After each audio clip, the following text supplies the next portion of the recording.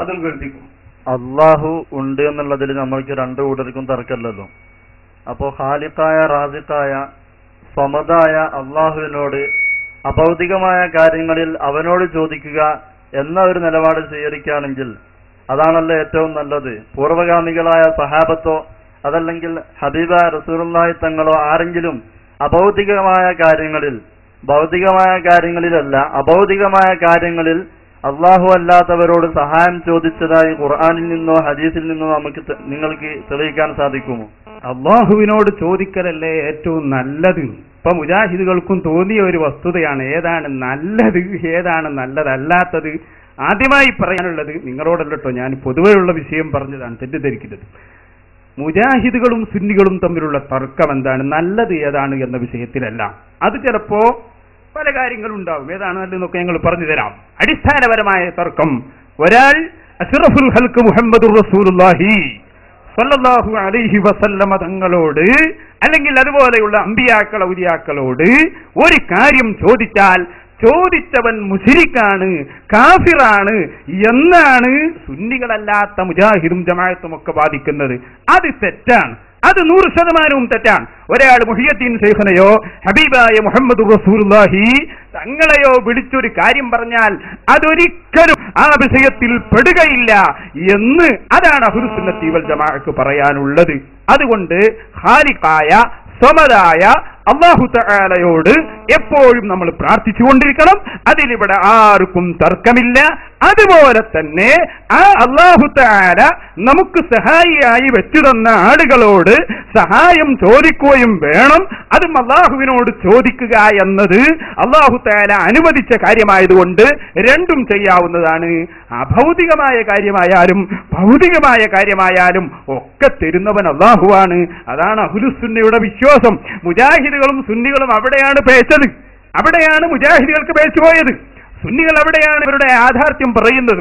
അപ്പൊ ആ ചോദ്യം തന്നെ കേട്ടല്ലോ, ഭൗതികം അഭൗതികം. അപ്പൊ ഇവര് ഇങ്ങനെ ഒരു ഭൗതികം അഭൗതികം ഉണ്ടാക്കി, ഭൗതിക എല്ലാവരോടും ആവാം, അഭൗതികം അല്ലാഹുവിനോട് മാത്രം ഇങ്ങനെ ഒരു മദ്ഹബ് ഉണ്ടാക്കി വെച്ചു. അതുകൊണ്ടാണ് അവർ ഇയ്യാക നഅ്ബുദു വ ഇയ്യാക നസ്തഈൻ എന്ന് നിങ്ങൾ പറയാറില്ലേ എന്ന് ഇങ്ങോട്ട് ചോദിക്കുന്നത്. ഇപ്പൊ ഞാൻ പറയുന്നത് ഇയ്യാക നസ്തഈൻ എന്ന് പറയാനും ഓതാനും അവകാശമുള്ള ഒറ്റ ഒരു സമൂഹം ലോകത്തുണ്ടെങ്കിൽ അത് അഹ്ലുസ് സുന്നയുടെ ആളുകൾ മാത്രമാണ്. ഇയ്യാക നസ്തഈൻ എന്നാൽ എന്താണ് അതിന്റെ അർത്ഥം? നിന്നോട് മാത്രം സഹായം തേടുന്നു. ഏത് വിഷയത്തിൽ? മുജാഹിദുകൾ പറയുന്നു അഭൗതികമായ വിഷയത്തിൽ നിന്നോട് മാത്രം. ഉമർ മൗലവി അദ്ദേഹത്തിന്റെ പുസ്തകത്തിൽ പറഞ്ഞിട്ടുണ്ട്. അതുപോലെ തന്നെ ഇപ്പോൾ പരിഭാഷയായി കിട്ടുന്ന ചെറിയ മുണ്ടത്തിന്റെ പരിഭാഷയിലും പറഞ്ഞിട്ടുണ്ട് അഭൗതികമായ വിഷയത്തിൽ മനുഷ്യശക്തിക്ക് അപ്പുറത്തുള്ള കാര്യങ്ങളിൽ നിന്നോട് മാത്രം. ഇപ്പുറത്തുള്ള കാര്യങ്ങളിലോ അത് പിന്നെ എല്ലാരോടും ആവാം, അതിൽ അല്ലാഹുവിനോട് മാത്രമെന്നില്ല. ഇവിടെയാണ് മുജാഹിദുകൾക്ക് പേച്ചത്. അങ്ങനെയില്ല. സുന്നികൾക്ക് പറയാനുള്ളത് എന്താ?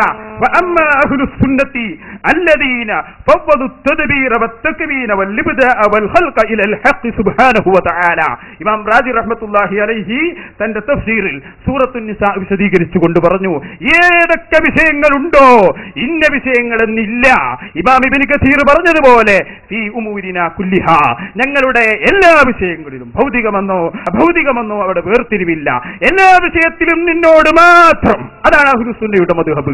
പിന്നെ അമ്പിയാക്കളോട് ചോദിക്കുന്നതും ഔലിയാക്കളോട് ചോദിക്കുന്നതും ഒക്കെ യഥാർത്ഥത്തിൽ തരുന്നത് അല്ലാഹുവാണ്.